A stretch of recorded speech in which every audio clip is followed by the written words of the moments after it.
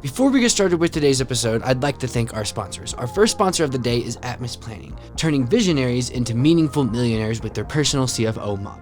Reach out to Robert Phelan at Atmos Planning or go to atmosplanning.com for any of your personal CFO needs. Our second sponsor of the day is Planet Duct Air Duct Cleaning, who does air duct cleaning, obviously, and you can reach out to them at planetduct.com for any of your air duct cleaning needs. Now, let's get on with the show. Welcome back to the COS Business Podcast. My name is Andrew Hasley, and I am the host of the day of the show.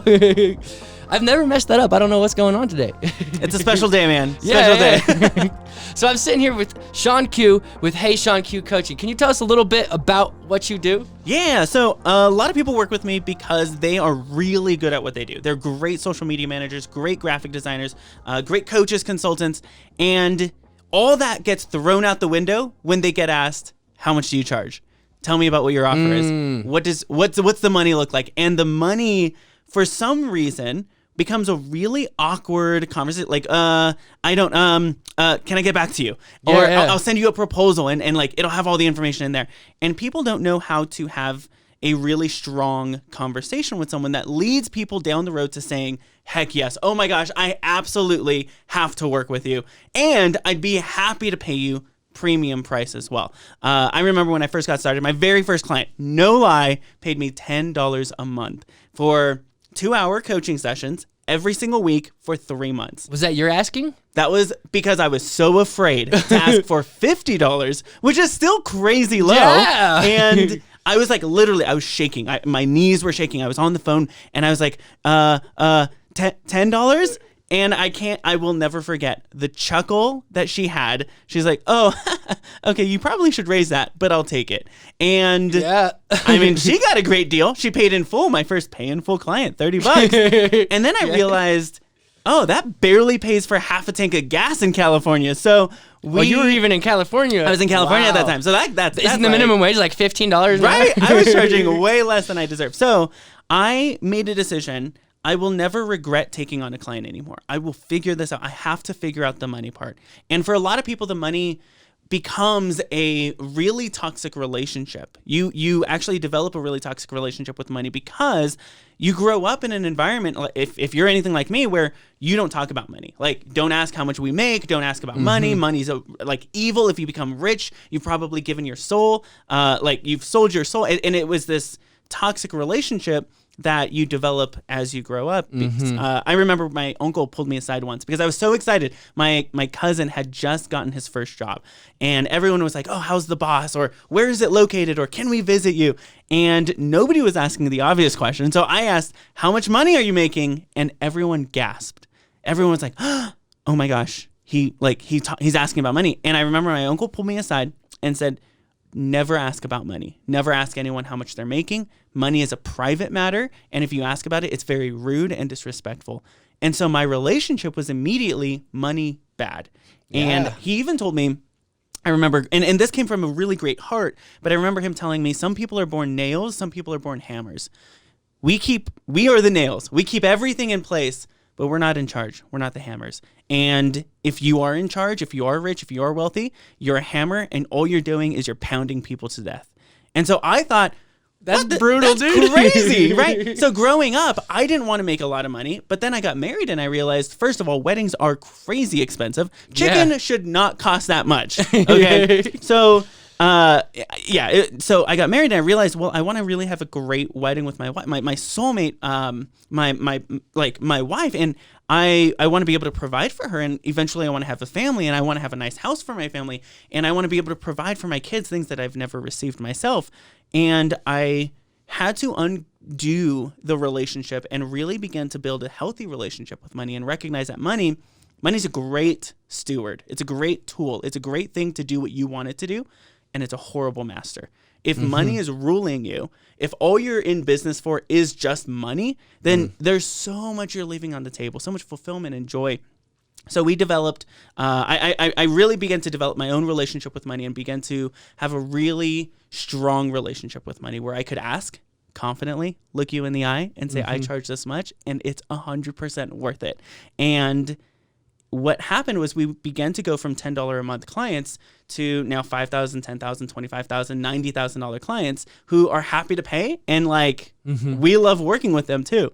I remember one of my very first high paying clients at the time was $1,000 a month. And I was like, oh my gosh, that's great. Somebody's paying me $1,000 a month. That's insane. Yeah. And that's probably like a third of your survival number. That was my survival number at the time.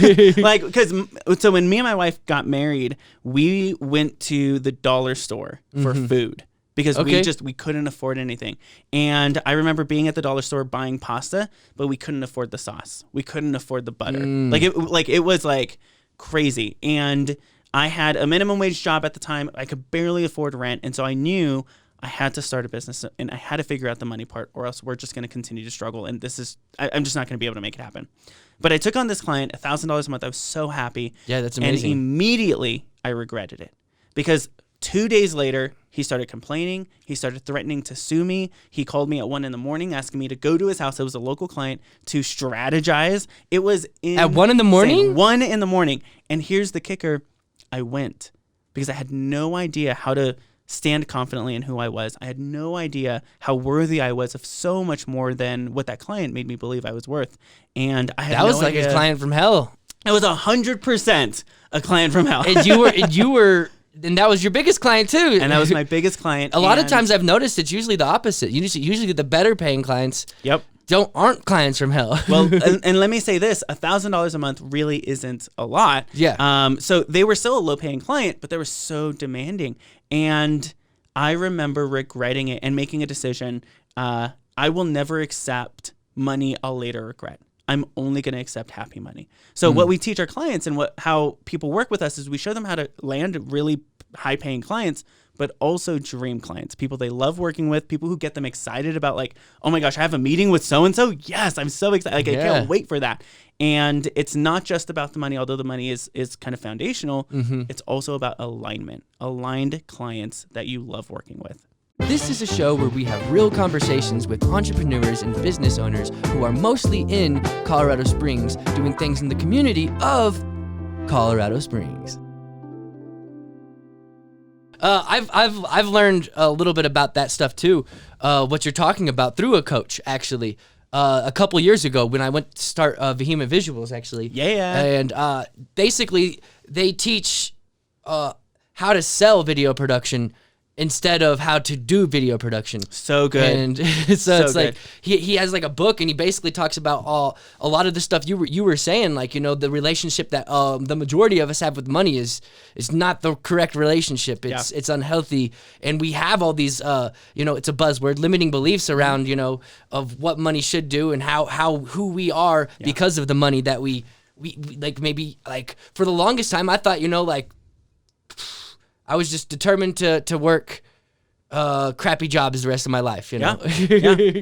And I actually even though I knew that I was an entrepreneur and I wanted to do things. For sure. And that's why I quit my 9 to 5. I remember I had my 9 to 5 and I was making great money. I had my last 9 to 5. It was a real job where you have a 401k and stuff. It's crazy. And I was getting paid well. I had pretty great autonomy in regards to my schedule, but I was dying inside because I knew deep down inside there was something greater that I was supposed to pursue. There was something calling me forward and calling out my best self, and I knew I could keep that job and be comfortable for the rest of my life, and I'd probably still be working there if I didn't start my own business, or I can go out and I can try things and I can do something and I can do the thing that my soul gets lit on fire for. And what happens is when you make that leap, there are two types of people. There are the people who are going to tell you, oh my gosh, that's the stupidest, dumbest decision you can make. You have a comfortable job. What? Are you crazy? That's probably the majority of people. That's the majority of people.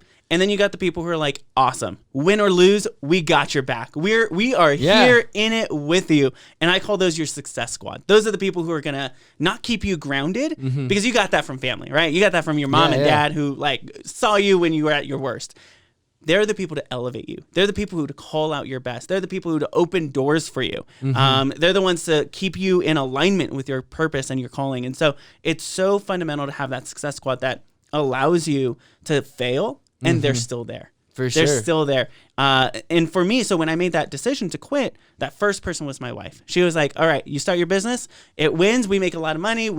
Create the impact you want. Awesome. You got to go get another job at Target. Awesome. Night shift or day shift. Like whichever one, I'm in this. That's amazing. With you. That's good. And Yeah. that was such a foundational support that I needed in order to make that leap. So if anybody's listening, if anyone's listening and you're like ready to make that leap, make sure you lean so heavy into that support system, into that success squad. Make sure you find a good wife. Make sure you find a great wife. My wife is like 10 times smarter than me, 10 times more good looking than me. She's like the whole thing. She's so amazing. For sure. Yeah, she sounds pretty amazing. Yeah. That's good to have, especially someone so close to you on your side like that. That's amazing. Yeah. Yeah, it's pretty awesome. Yeah, so what was that thing that you went out and did when you quit your job? So ironically, it's not the business that I started now. Okay. And what I see so often with entrepreneurs is they're so afraid to make mistakes. They're so afraid to fail.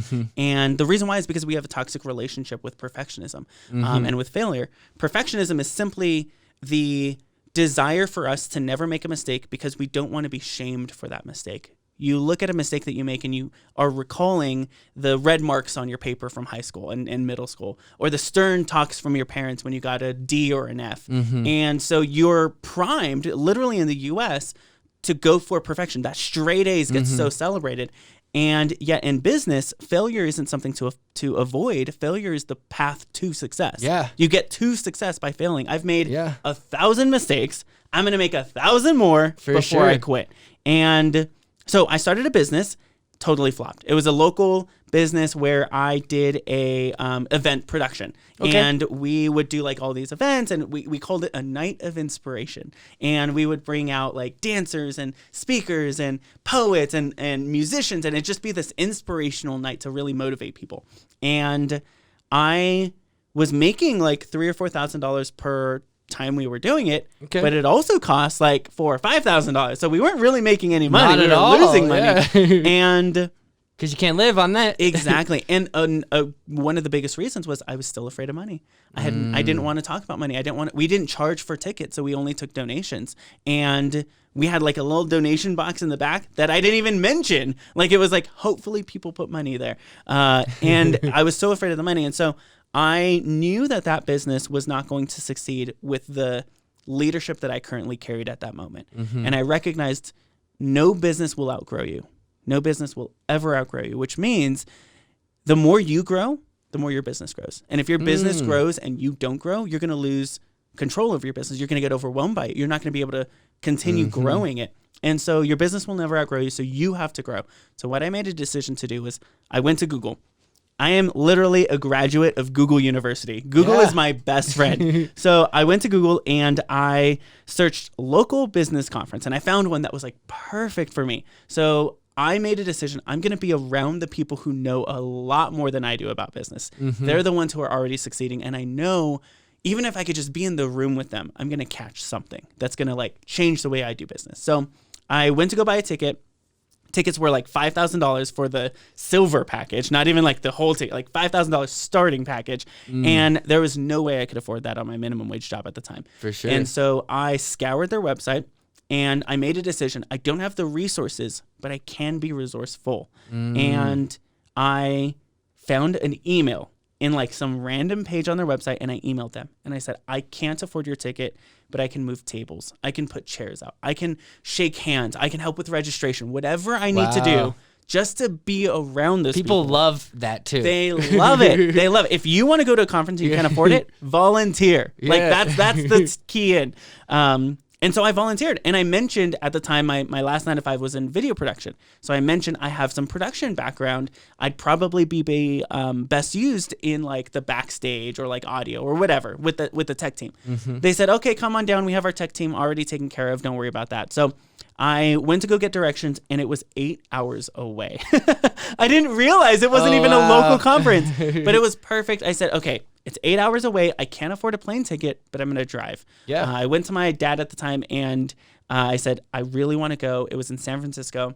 And he's like, all right, let's go. And that conference, we went, and the technical director was throwing up in his room the day before the conference. So he couldn't do the show. So the CEO was like, do we have any volunteers who has video production? And I was already there. I was ready. I was dressed for the role. And I said, I do. So they called me and they said, hey, can you fill that role? And I said, yeah. So filled that role. And what role was that? The technical director role. Oh, so wow. almost running the show, running the backstage. It was crazy. I've done that. Yeah. So it was insane. So I ran that show, and I remember thinking, being here, if I weren't here, that door would have been open and I wouldn't have been able to step through it. So oftentimes it's taking a risk, not knowing whether or not the door is going to be open, but being there so if the door does open, you can walk through. So put yourself in position where doors are being opened and closed all the time. And so I literally went from being a registration volunteer, passing out lanyards, to running the show, talking to these incredible speakers, building these connections and meeting with people that are crazy successful. And I went home. I was like, great. That was cool. I met some cool people. The CEO called me and said, hey, that was incredible.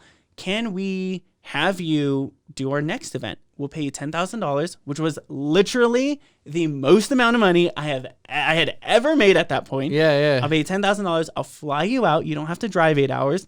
We'll put you in a suite. You don't have to stay in a hostel.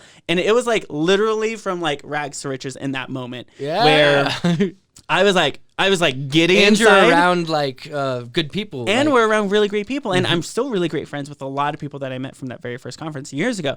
So from that event, the conference hosts started talking to other conference hosts, and they're like, hey, we need somebody. And so I started now doing events for incredible people, working with incredible people like Gary Vaynerchuk. Really? David John. You were working with Gary? I've met him. It's been incredible. Yeah. I want him to come on this podcast. Let it happen. We've worked with several marketing companies, and they bring in such incredible guests. Arnold Schwarzenegger, was it one of it's just so incredible getting the opportunity to be at these conferences, get paid to be at these conferences, and then to connect with incredible people. That is exciting. So that was the start of I could if I connect with people and if I have conversations, things change. So that was that's the foundational thing that we have our clients walk through. How many conversations are you having? If you're not having conversations, you're not landing clients. I get so many people come to me and say, Shawn, last quarter I landed one client, or I didn't land any clients, or I landed clients, but they weren't the price I was at. And my very first question is, how many conversations did you have? How do you have more conversations? Great question. There's 2 ways: initiate and attract. So initiative marketing is where you actually go and, for example, there's 1 Million Cups local to Colorado Springs. Great event. If you don't go, you should go. Yeah. And going there and introducing yourself. Hey, my name is Shawn. What do you do? And what do you love about what do you do? It's one of my favorite questions to ask at a networking meeting. Yeah. Then the easiest thing to do is say, hey, I'd love to grab coffee with you and get to know a lot more about what you do, because I might know people who would be a great fit for you. And you're leading with service. You're not leading with, hey, I'm looking for clients. Do you know anyone? It's, hey, I know you're looking for clients. How can I best support you?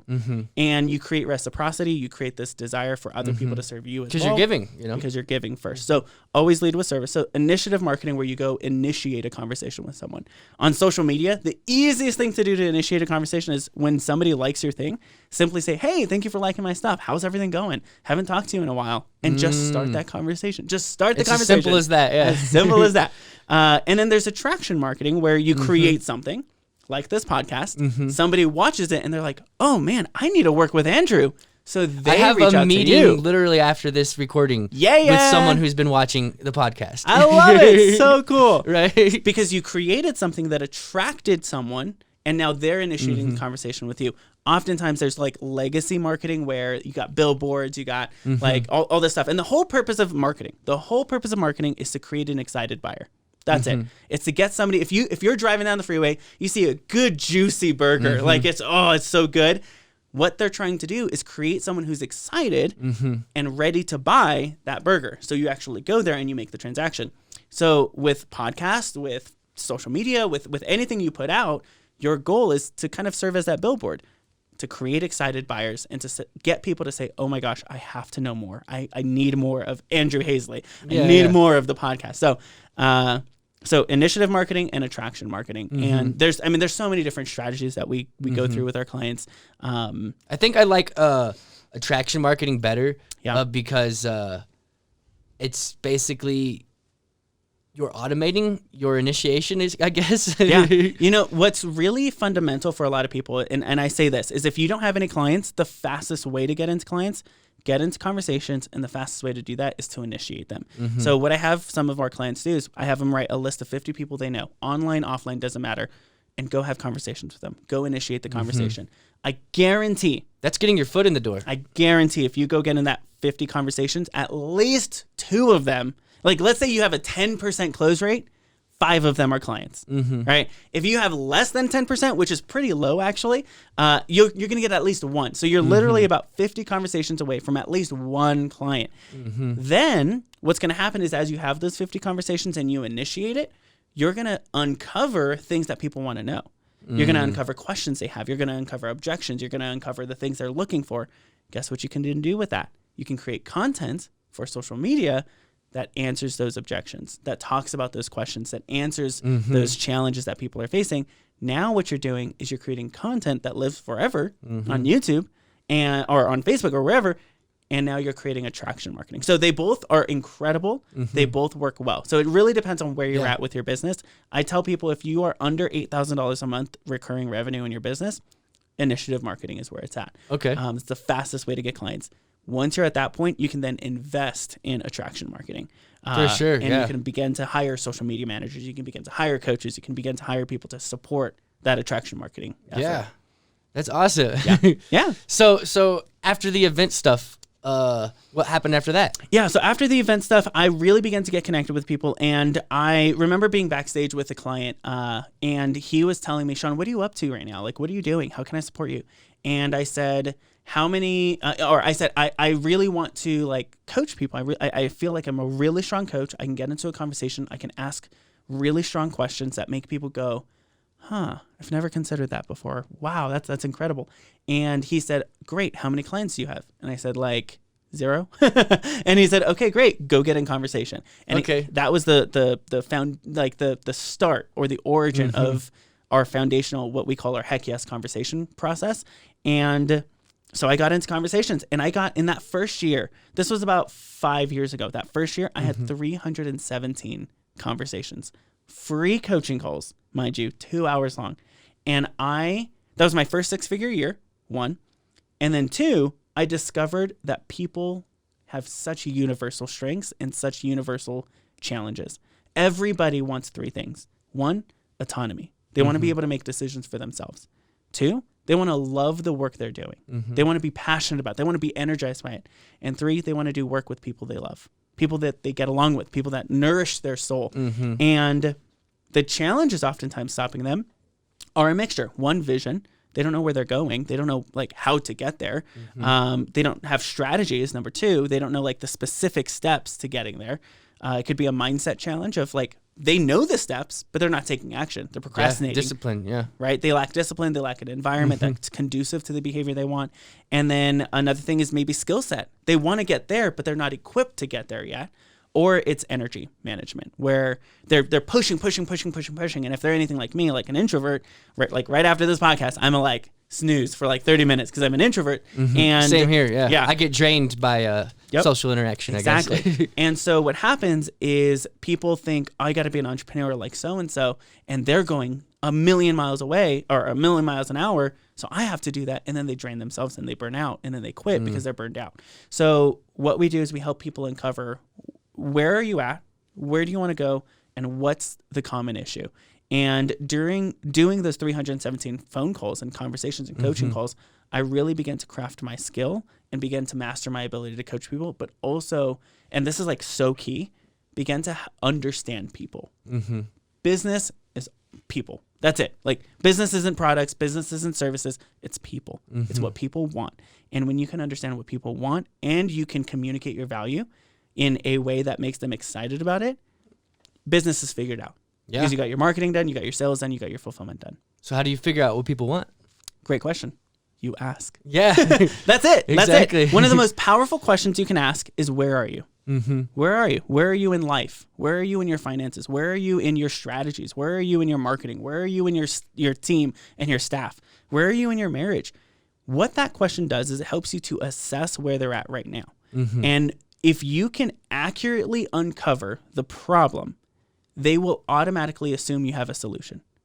The better you can communicate the problem they're experiencing, the more likely they are to believe in your solution. So what we do is we help clients to really figure out what is the root problem. Because oftentimes people come to you because they're feeling pain, but not because they understand what the problem is. I'll give you an example. I remember I had lower back pain for quite a good amount of time. So I went to one of my friends who's a massage therapist, and I said, hey, do you mind giving me like a 90-minute session?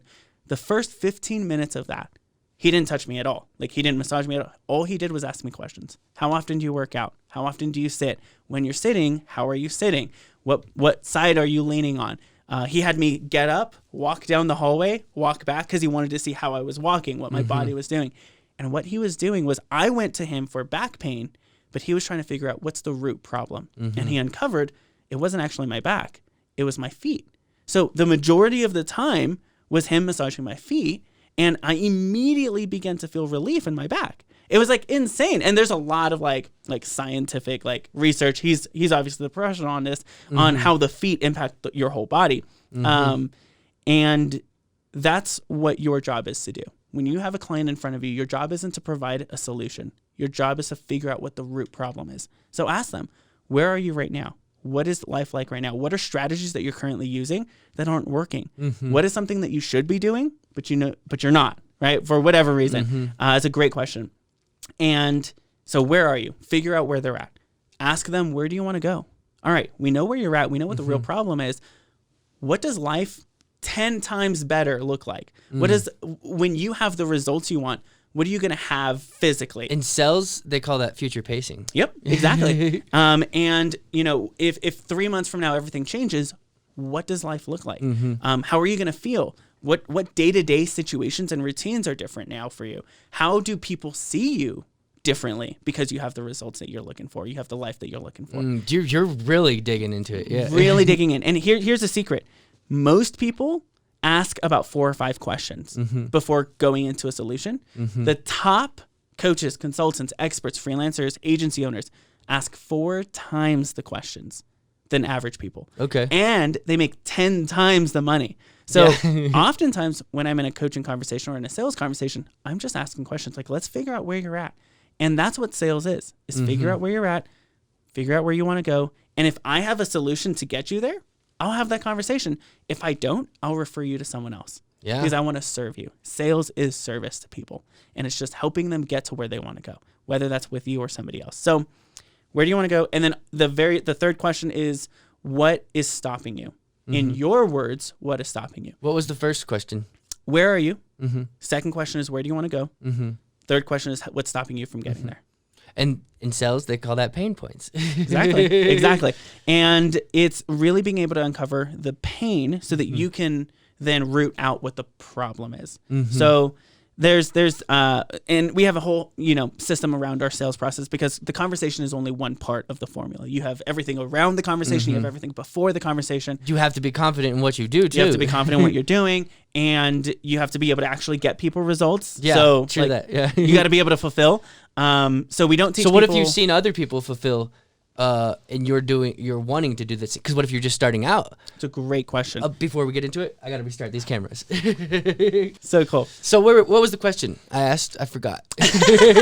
So I don't remember. I shouldn't have asked you. We should just dove into it. Yeah. So what's pretty incredible about working with people is we work with a variety of people. People who are really, really good at what they do, they just have a really bad sales conversation. And then people who aren't really good at what they do, but they want to get really good at what they do. Yes. And that's where we help people figure out what skill sets do you need to acquire, and then go acquire them. That's what a growth mindset is.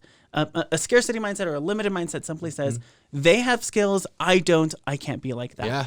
A growth mindset says, they have skills, I can learn too. I can acquire that too. Growth mindset, so I like it. Yeah. Go develop them. Go have that growth mindset where you're growing your skill.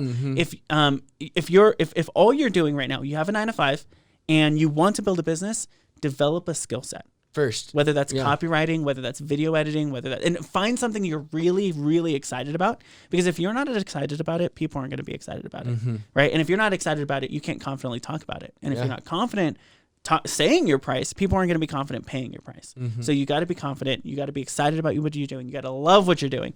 So go find the thing you love doing and become a master at it. What if you love picking up trash off the side of the road? And go be really great at it. I just heard from a gentleman who started a junkyard business at 1 Million Cups, and he like Matthew Bear, he was on the show. He's killing it. He's like taking over the world. That was 3 months ago. He started it. That's insane. So if you love it, go do it. People will pay you for it. It's like there's such opportunity out there, and this is where a growth mindset comes into place as well. Because of course there is there's a finite amount of money, right? Or else an economy wouldn't work. At least there's a finite amount of Bitcoin. For sure. There is a finite amount of Bitcoin. And what happens is we attribute the finite resource of money with a finite resource of opportunity. There's unlimited amount of opportunity. And so go out, find a problem people are facing, get really good at solving it, and you'll be able to sell really well. And you'll be able to have conversations that sell. You'll be able to land clients. So go develop a skill. If you're just getting started, go develop a skill, master that craft, hire a coach to help you, like buy courses, do everything you can. I remember when I first got started, I bought every book I could. I listened to every podcast I could. I watched every YouTube video I could. I Googled the crap out of it, like read every blog I could find because I wanted to master it. And you were already going to seminars and running them. Exactly. And these seminars probably had a lot of people who were coaches there. Because, people, I've noticed that, typically people who are speakers are coaches as well. Exactly. And so went to conferences, went to webinars, went to like everything I could grab my hands on and went to work. Here's a key that I discovered is information collected is worthless. If all you're doing is collecting information, it doesn't mean anything. Information implemented, when you take action, that's when everything opens up. So how did you take the action? What was the actions you were taking? So for me, it was the 300 conversations that I had. It was me actually putting that into practice, me practicing being a coach over and over and over and over and over. And on top of it, it was like selling. Is that where $10 a month came in? That's where $10 a month came in. And eventually it went from $10. I raised my price to $50. Nice. And then I raised my price to $100. And now we sell coaching for $5,000. So and that's $100. It was like, those were per month things? Per month. Yeah, that's crazy because that's even like wildly cheap for coaching. Like, that's something you would pay for automated software for like that's a software coach. you buy Starbucks for $50, right? Like it's crazy how oftentimes you devalue your own service because you don't think it's worth it. And what I did was when I got into those 300 conversations, I asked for testimonials. Do you mind posting on your Facebook, how this conversation went? And I developed confidence hearing other people to say, this was the most powerful conversation I've ever had. Like I remember having a woman, and I'll never forget her. We had a conversation. She was about 80 years old. And she said, Shawn, I'm telling you dreams that I've had that I haven't even told my husband.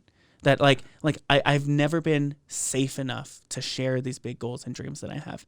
And it broke my heart to hear that people just don't have this opportunity to speak to someone who just listens. Listening, attention is so powerful. When I give you 100% attention and I'm deeply listening, truly listening, not just the words you're saying, but the tone, the inflection, your body language. And I'm slowing down the conversation. And we're having a moment and creating a space where you can really, truly just breathe and slow down. That is transformational for someone. I remember having a conversation with someone and them just weeping and crying because they said, I've been on the go, and I haven't actually slowed down. And that's what coaching is. Giving people a space where they can create miracles for themselves. Because once she slowed down, she was able to recognize that's why I'm not doing what I want to do. That's the block. And now her entire trajectory has shifted because of that one conversation. Yeah. And listening is definitely important. It's crazy. I have ADHD and I can still do it. I love it. Everyone can do it. So awesome. So, I mean, I try to give it my 100%, but sometimes it falters to 90. 90's good. Yeah. 90's good. And that just happens because I get distracted in my mind with like thoughts or something. Yeah. But then I've learned to really, doing podcasts has really helped hone that skill too. I mean, amazing. It's a practice. I mean, everything is a skill, and Yeah. it's allowed me to get better and going. I remember going to my first networking event. I was so nervous. I waited in the car and I was like, I don't think I'm going to go. I'm going to drive. I'm going to back out. I drove all the way there and I was about to drive back home. Dude. But I went in. Yes, I love it. And then I stood in the corner the whole time. I love it. I was in there though. I was in there and I met some people. You did it. You were in the place where Mm-hmm. the doors were being opened. Yes, That's it. and they did open. That's where I met Frank Sinclair that night. Yeah. And I seen him talking on stage. I was like, I gotta go talk to this guy. That's awesome, And we man. set up a meeting and I did a video for him actually. And he was it was like the first video I did out here. It was actually, I think, one of my first videos I did for someone else. Super like, cool. I only did like 300 personal projects before. Like Yeah. I got the skills and I was like, okay, now I want to make this a career. And Yeah. then I found my coaches who teach something or teach some of the similar stuff you do. Yeah, I love it. Like they had a Facebook group, and then that filtered down to like courses and actual like mentorship and So coaching. great. And it was just really cool because in this Facebook group, it's a video production Facebook group, but there's no gear or video production talk at all. Yeah. It's all about sales for video production, and it's So beautiful good. because then I have another group where it's about the gear, and Yeah. then like so I can. That's awesome. I have both places where I can learn and build both sides of the skill because, like you said, like Yeah. if you have this skill and you don't know how to sell it, you're gonna sell a video for $10. You're gonna sell. You're not gonna know what you're doing. Yeah. And there's what you do, and then there's the business of what you do. And those are two different things. There's Very. what you do, which is video production. Then there's the business side of the accounting, the sales, the marketing, like everything else around it to make that happen. And a lot of people, especially when they start their business, they think, I'm a great graphic designer. This business is gonna explode. And they don't realize they're putting on their graphic designer hat, but they're also putting on so many other hats. And that's where overwhelm comes into place until they get team and staff that they can like begin to delegate things out. So I'm starting to get to that point. I and love it. Like you said, I didn't mean to cut you off. No, that's all right. And I've held myself back because since I started this company a year and a half ago full time, I've been a lone wolf and I've like just done everything myself. It's crazy, like relinquishing some of the editing work with someone right now. Yeah. It's very, very hard for me. Yep. Because I can only do it right. Yeah. I have the vision, only I can do it in my mind. I'm not Yeah. saying that I can. Yeah, but yeah. That's how I feel. And it's like, even if someone is good at editing, you still have to, there's a learning curve of working with that person. And so it was like trying to figure that out. And you do an amazing job with your hiring process. Yeah. Like, so we actually go through, and the reason why is, again, remember, you will not outgrow your business. So even when you start hiring team and staff and you bring on partners and et cetera, you're not just giving a job away, you're also taking one. What you're doing is you're taking the job of manager now, or the job of leader, or the job of project manager, right? You're also accepting the role of leader. And what is so essential as a leader, and this is for you, Andrew, this is for everybody else, is to always call out the very best in people. That's what a leader does. Yes. It calls out the best. So I have a staff member, and he has a skill set of being able to write well, but I don't think he realizes it. So what I've been calling him out, and I've been saying, hey, you're a really great writer. You should try to write more. And I'm just giving him permission to really lean into that skill set. And we take our time with hiring. I actually have a job opening right now, and I'm in no rush to fill it. Yeah. And the reason why is culture. One bad hire can ruin everybody else. If that's true. they may not be a bad person, they just may be a bad fit, or they may not have the skill set that we're looking for, the attitude, the mindset. So we take our time and we do a 5 interview process. Yeah. The first is a casual conversation, just, hey, tell me a little bit about yourself. Great. We have a job opening. Are you interested? The second is an actual interview where let's go through the job role, the responsibilities. Let me look at your resume. Let me make connections and like call your referrals or your references. If they pass those 2, then it's a team meeting where that's like, okay, I'm not going to be a part of the interview, but my team will be, because I need to make sure you work well with them and you get their approval, because you're not going to be working with me for the most part. You're working with them. So they need to have a say. If you pass that level, then you get to a place where we do a day in the office where you work with us. And it's a training day where we'll pay you for the day. Nice. You come in and we actually want to work with you, because people can interview really well and then be really poor workers. So we want to see you've interviewed well so far. Can you actually work well with us too? If they get past that, then we do an interview with if they're married or if they're in a relationship with them and their partner, and then me and my wife. And we typically take them out to dinner. And it's just, hey, we want you to know that you've gotten this far. We appreciate it. And we also care about you way more than we care about the work you're going to do for us. We care about your relationships, your life, your health. We care about you as a person. Because I've worked in environments where they only cared about what you did. The only time they checked in was if you did something wrong. And it was a really toxic environment, right? So I want to create an environment that I love going to and that they love going to as well. And in that 5th interview, we talk about quitting. We talk about, great, we think you're a great fit. We'd love to make a job offer for you. What's your exit strategy? And do you plan on being with us for 2 years, 1 year? Do you plan on, like, you love this, you don't know yet? Well, let me tell you, when you are in a place where you're ready to move on, I want to be your biggest supporter during that time, because I believe the health of any company is found in how people leave. If people leave well and they're excited about leaving, you're excited about them, like you guys are connected, so you guys are friends after, you have a great culture. If they leave and they're like, peace out, mother blank, right? And you're like, glad you're gone, then you have a really toxic environment. So we tell them, like, the way to quit is to let us know you have the itch, you have the inkling to leave. And then maybe it's something we can do to improve on our end. Maybe it's something you can do to improve, or maybe it really is your season to leave. And let's coach you through it. Let's figure it out. Then we'll create a 2-week plan. If we can shift things and keep you, awesome. And you're like happy about it, awesome. If not, and you're like, no, this is really a season, then I will go into my Rolodex and I'll do my very best to find what your next job is. Like, I'll connect you with the people and help you get there. Nice. Because I want people to know I care about you more than I care about the work you do. And so we talk about that in the 5th interview. We go through that whole process. And what we've discovered is we have a really high retention rate, because people realize, wow, this is a company that actually cares about me. And what I remember reading a study that said most people don't quit their job. They quit their manager. They quit their boss. And that was the case for me. I did not like my boss.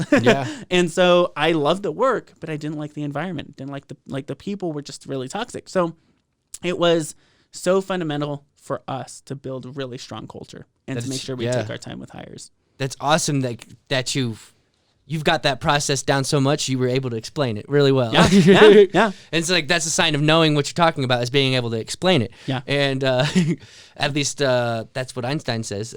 I love it. Add some Einstein in there. and that's really cool, because it allows you to know that they care about your work too. It allows you to know that this is someone who actually wants the job, and it allows you to not waste their time or your time before straight through the gate, And we've had people go through, like, the first interview they pass, the second interview they pass, the third interview they pass, and then they email us and say, I don't think I'm a good fit. So, great. I'm happy you told me that, because I would have hired you if we only did one interview and realized that 2 months later when we've already lost the opportunity to find the right and now person. you're adjusted and you feel like you're stuck, and that would suck. Yeah, exactly. So I would rather people weed themselves out and us be able to weed the wrong fits out and direct them to the right fit. Yeah. That's amazing, man. Well, is there anything else you'd like is there anything you'd like to say or possibly promote before we wrap this up? Yeah, so we teach high ticket sales. If you are a expert coach, freelancer, you deserve to be paid really well. If you can get people results, you deserve to have extreme confidence when you're talking about money, when you're having those conversations. We do a challenge called a 1 client away challenge, where we show you how to land a high paying client. We've had several people. Penny landed a $30,000 corporate client. We've had Ray landed a $90,000 client. I had my highest person during the challenge land a $200,000 client, which was insane. Like multiple 6 figures, 1 client. A lot of people land $10,000, $5,000, $1,000 clients during the challenge. It's a 5-day challenge, and we walk you through the whole process. Day 1, we talk about how do you find those dream clients, not just any client, but dream clients. Day 2, we talk about how do you create a wow experience or a buying experience where people are excited to buy from you. Day 3, I literally show people a sales conversation I had with someone that turned into a heck yes sale and break it down. We're watching, and then I say, okay, let's pause it there. Notice what I said. Notice the question. Notice her body language. And people are able to see the sales and not just be given like a script. Day 4, we talk about objections. We didn't get a chance to talk about that here, but there's deep psychology when it comes to objections and being afraid of people who have questions for you. And then day 5, we talk about how to scale. And the 9 oftentimes mistakes people make that lead them to the wrong client or lead them to discounted clients. So all you'd have to do is go to clientschallenge.com. I'm sure you'll have like a link in the description, clientschallenge.com, and you'll be able to get signed up. Sweet, man. Yeah. And that's cool. I think I've met Penny, the one you were talking about. Penny. Yeah. Oh, because you know Sarah. Yeah, I know Sarah. And then I had a call with them. World. Yeah. It was actually crazy because the only reason I know Sarah is because I met her at, I was doing an event for Purpose Pioneers right here, actually. And she was there as part of, she wanted to learn from it, and which was an amazing event as well. Yeah. I met her there, and like it was funny because I didn't even meet you. She's not even from Colorado Springs. Like, such a small I only world. met her through you. I only met you through her, and she's like, "Yeah, he's in Colorado Springs." And I was like, "Wow!" And then I find out, you go to Million Cups. You like, so crazy. Robert. Robert's amazing. Our sponsor. Woo! Yeah. I gotta shout the sponsors out whenever I can. Yeah, Robert's amazing. Atmos Planning, amazing. Yeah. And they're doing some pretty great stuff too. Yeah. It's really cool. Yeah. I'm excited about what he's got going on as well. So yeah, man. So this has been amazing time with you. We'll have to have you back on and get to those objections parts. Oh man, it's so good. Or at least, by the time we get you back on, maybe there'll be some refinements that we can talk about, or we could just talk about life, I'd love it, man. Anytime. Right. Sounds good. Well, this has been the COS Business Podcast, and we'll see you guys on the next episode. All right.